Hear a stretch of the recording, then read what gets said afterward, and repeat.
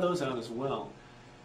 There's a whole article on my website about promoting your club. You can take these same strategies and probably apply them to Speechcraft, wouldn't you say? Mm-hmm. Yes. Post flyers, post online, whatever you do, just to get the attention there. And what is your website? My website is www.slash.net. You can see it in the sidebar. Cool. All right. Now, after I come out of a Speechcraft, let's say I'm a fairly new speaker, what can I expect to learn? What am I going to have that I didn't have before? And maybe we talked about this a little bit. Am I going to feel just ready to deliver the State of the Union address on national TV, or am I just, or what? Well, what your experience is going to be, of course, it's going to depend on that menu of what's offered. Mm-hmm. If it's a basic menu, because you're especially attracting people in the public that have not ever been in any sort of speech courses, it would be, so that would be icebreaker for sure, Okay. and then some basic skills. So hopefully whetting your appetite to want more, and especially seeing how easy it is and the camaraderie. And a really important part of Speechcraft is on those last sessions, you want to be sure and invite the attendees and have ready their information. And there is a carrot for them.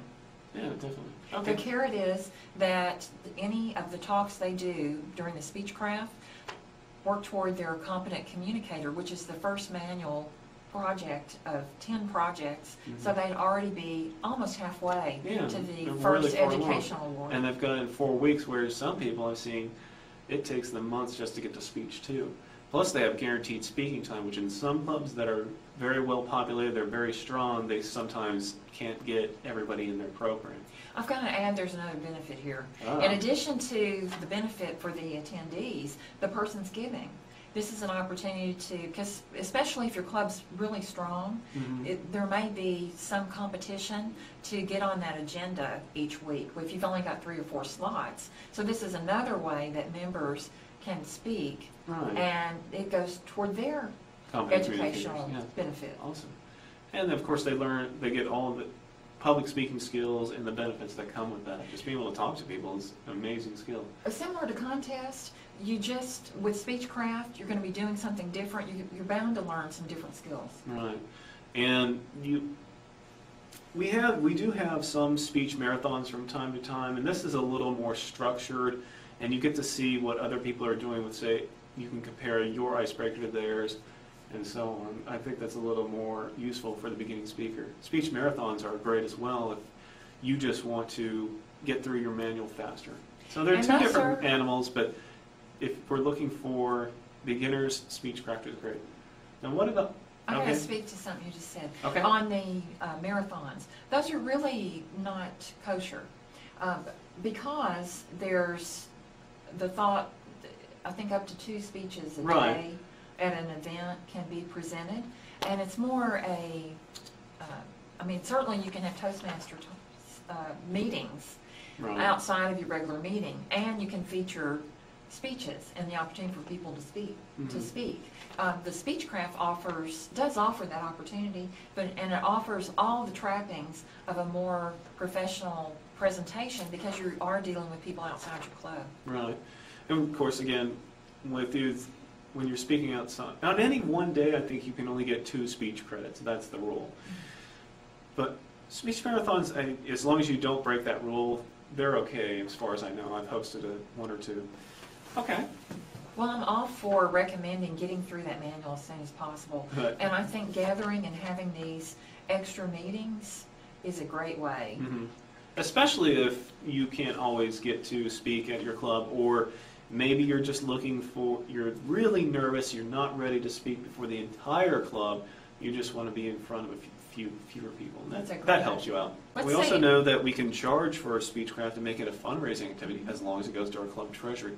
Anything else that we should know about Speechcraft? Is there something that's just going to make it dynamite, over the top, I mean, blow everybody out of the water?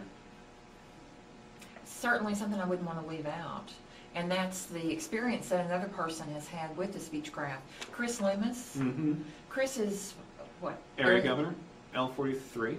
Okay, and Chris shared with us today that he was actually part of a Speechcraft that really turned the club around, that went from a withering club to a club that expanded to 18 excited members, in addition to the membership base that they already had.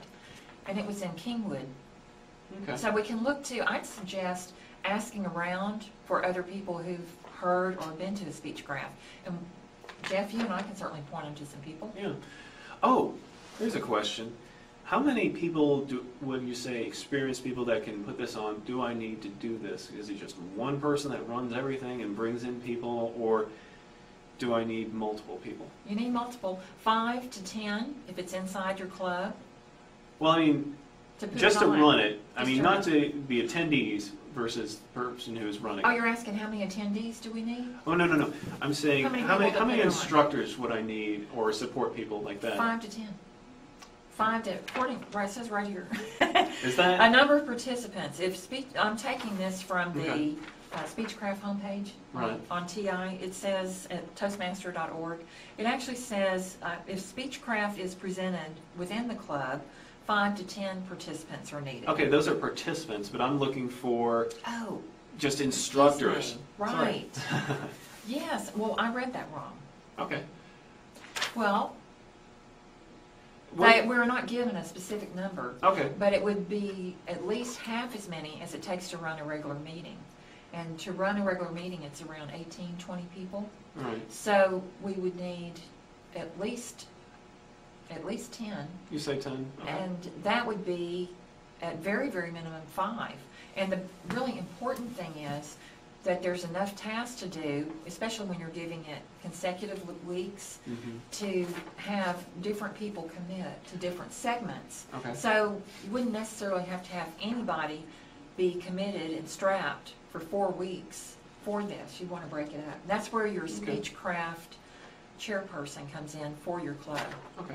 So maybe if we have a struggling club, only 10 members, but they can commit 5 to this program, they can pull this off, they can raise their membership. They can, and it wouldn't hurt them to reach out and talk to the club that's nearby them and do it together. Okay. So we could probably have the structure of, say, a Toastmaster, maybe an educational moment person, and then those 5 people work with groups of people that come in to develop their speeches or whatever you want to do. Because they would, and then we'd have somebody doing, for example, in the first talk, there'd be that. And then there's also when they're doing, say, the first session, if you're going for the basic program, where it's an icebreaker, an evaluation. Somebody needs to give an example and actually give an icebreaker. Oh, okay. Or repeat their icebreaker. And then you need enough staff, so to speak, to work with the participants to help them actually write their icebreaker while they're there to present for the next session they'd be presenting. Okay. Excellent. Did you have anything else to add to this? Let me look at my little note here just to see if we've forgotten anything. Okay. Finally, before the last session... Oh, here's a question I have. Yes. What about advanced clubs? Can they hold one that's on more focused skills that may not be along the CC manual, or do they have to focus on icebreaker and all the first few projects? The material that's presented is up to the group that's putting on the Speechcraft, so the seminar series could vary. And that question just came up this last week. I'm part of Dress for Success, Downtown's advanced club here in Houston. Okay. We were just kicking around the idea of doing one, and because we do have, as an advanced club, a requirement to join, one has to have their CC, their competent communicator. And we really need new members. So our thoughts were to use the brainchild of the Speechcraft and offer a series. We're going to do 4 series in March and April of advanced topics that would be directed to the public so they can understand it, as well as to members to solicit them to become part of our advanced club. Okay.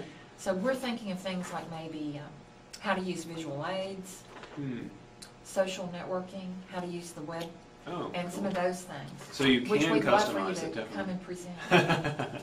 Okay. So you definitely can customize it. Very cool. But for most clubs that are just they want to attract new members, probably the CC manual kind of outlay is the best.